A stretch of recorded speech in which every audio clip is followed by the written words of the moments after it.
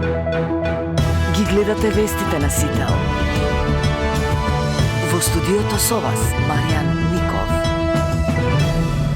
Добро утро, вести во 9. Председателот на Европскиот совет Антонио Кошта, како дел од неговата турнеја во земјите од Западниот Балкан, денеска ќе престојува во еднодневна посета на Скопје, каде ќе оствари средба со премиерот Христијан Мицковски и со председателката Гордана Силјановска-Давкова.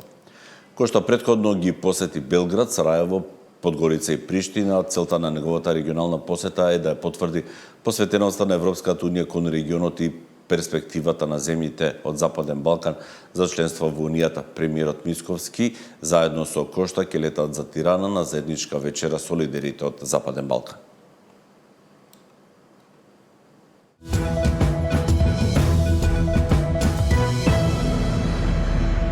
Премиерот побара трпение во пресрет на одлуката за кој ќе го наследи Таравари откако тој реши да го напушти мнозинството.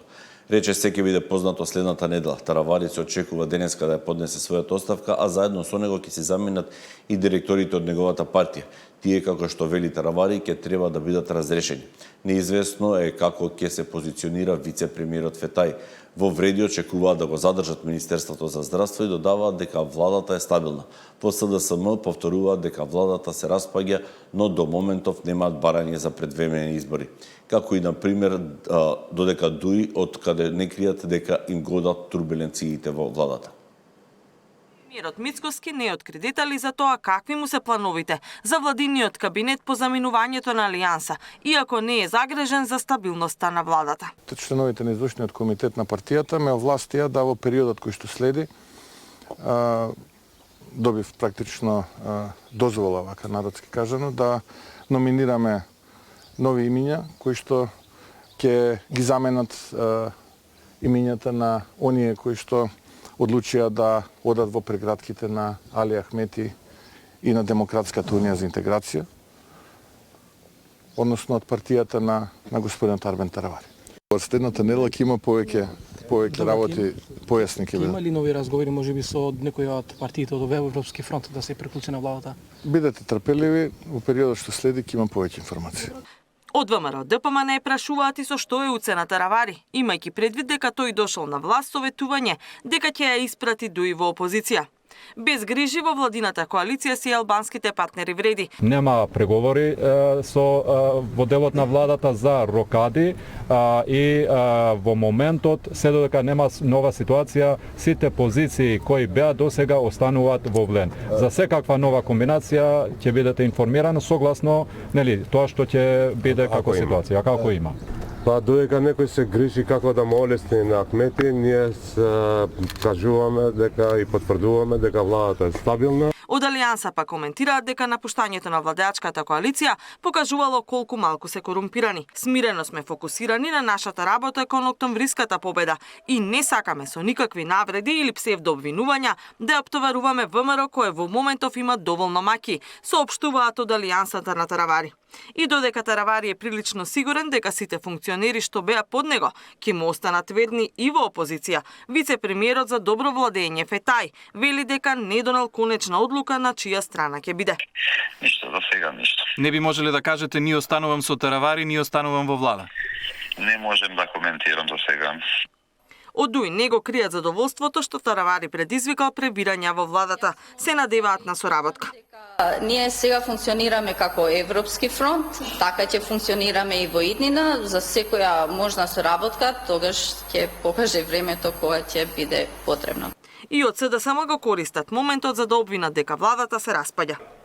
Излегувањето на Алијанса за албанците е првото официјално признание на владините партнери дека оваа влада не води никаде. Признание дека ВМРО ДПМН, ЗНАМ и Вленсе коалиција од интерес. По еден месец тактизирање, Таравари предвадена донесе конечна одлука да ја напушти власта и да замине во опозиција, барајќи поддршка дури и од ДУИ за локалните избори. Катерина Нешкова, Сител телевизија.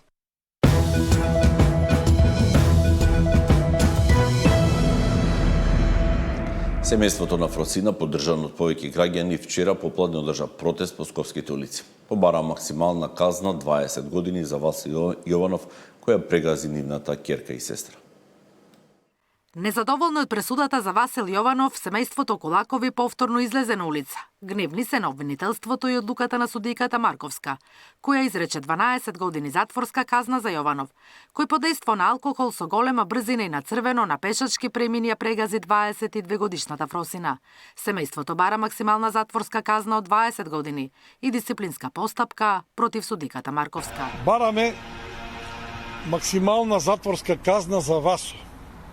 20 години без олеснителни околности. Судот пресуди само 12 години затвор за лице што пијан, без возачка дозвола и на пешачки премин, на црвено светло.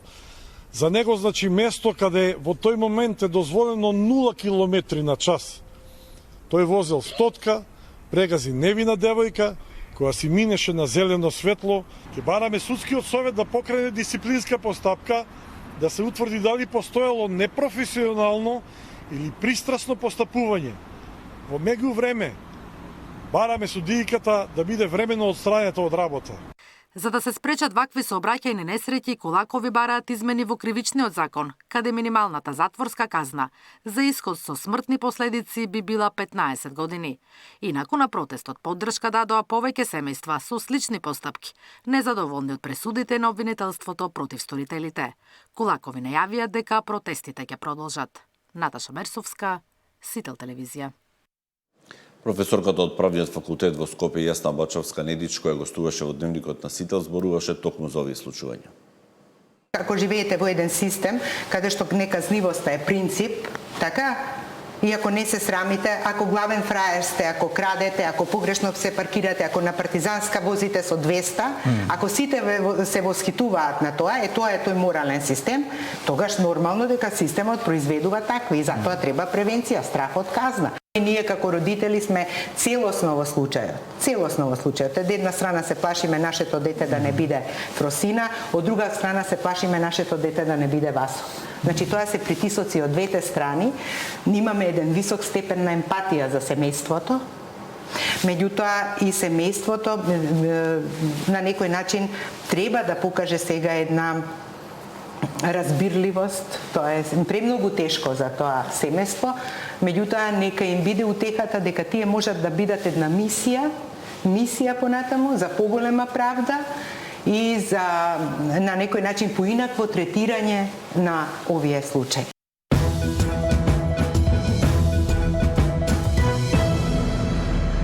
Во понеделник ќе се знае името на новиот гувернер. Мандатот на актуелната гувернерка Бежовска истекува следната недела. Поигра се двајца поранешни министри за финансија, се споменува и самата Бежовска како опција за да добие нов мандат. Не е битно кој е мој фаворит лично. Она кое што можам да го кажам како председател на владата е дека сите кандидати кои што се разгледуваат се вонсериски, искусни и кандидати кои што убеден сум дека ќе одржат макроекономската стабилност на Македонија. Веќе имавме разговори со председателката во понеделникот на оваа тема. Тие разговори очекувам да ги продолжиме. До крајот на неделата ќе биде јасна позицијата. Очекувам во понеделник да биде информирано собранието. На 20 има седница. Разговарав и со председателот на собранието за дополнување на дневниот ред на 20, така што рокот ќе биде испочитуван.